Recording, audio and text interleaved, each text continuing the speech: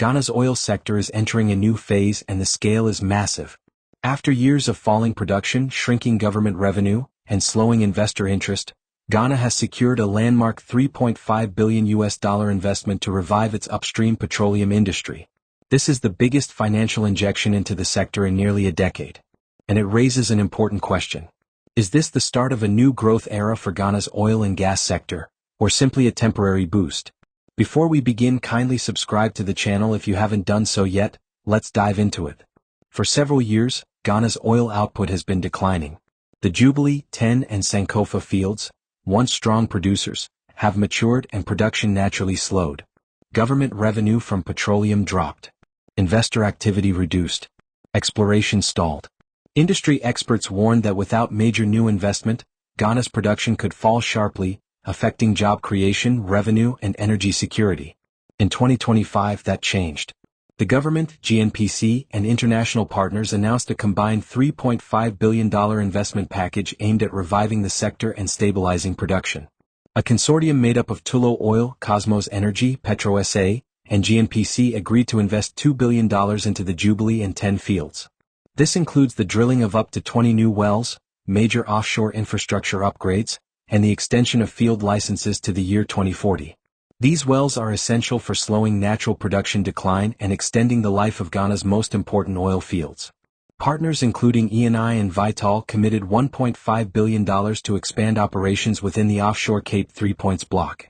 This investment strengthens both oil output and natural gas supply, which is critical because Sankofa gas powers a large part of Ghana's electricity generation.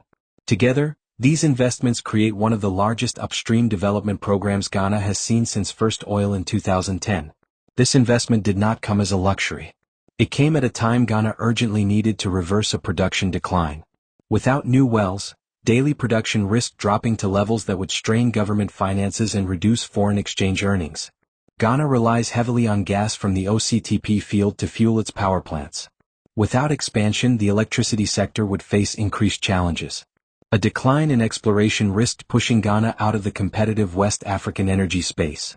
This mega investment came at the right time to stop the downward trend. The new investment is expected to transform several key areas. 1. Increased production. If the drilling program succeeds, Ghana could see a significant rise in output over the next 3 to 5 years. 2.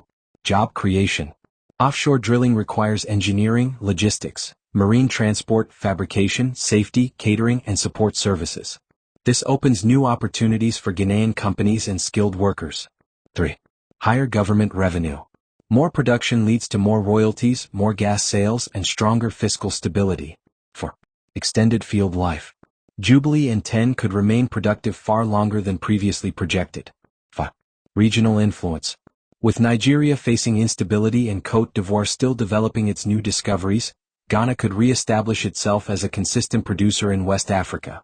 Despite the enormous potential of this $3.5 billion investment, Ghana still faces several risks that must be carefully managed. The Jubilee and 10 fields are aging reservoirs, and although new wells are planned, their performance will ultimately determine whether production truly rises or continues to decline. Alongside the technical concerns, there are ongoing transparency issues.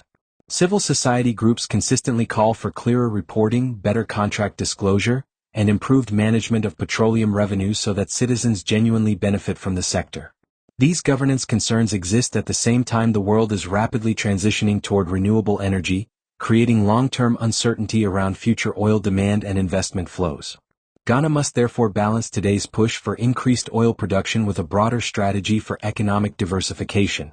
Additionally, offshore drilling projects are complex and expensive, meaning delays, cost overruns, or unexpected technical setbacks could easily disrupt production forecasts. All of these risks form a critical part of the equation, and Ghana's ability to manage them will strongly influence whether this mega investment delivers its promised results. Ghana's new $3.5 billion oil mega investment represents a major turning point for the country's petroleum sector. If managed well, it could restore production, create jobs, strengthen government revenue, and secure Ghana's position as a key West African energy player.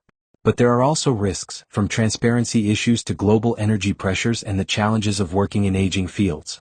The next 3 to 5 years will reveal whether this investment marks the beginning of a new chapter, or a missed opportunity. That will be all for today's video. Kindly like this video and subscribe to the channel for more developmental updates on African development.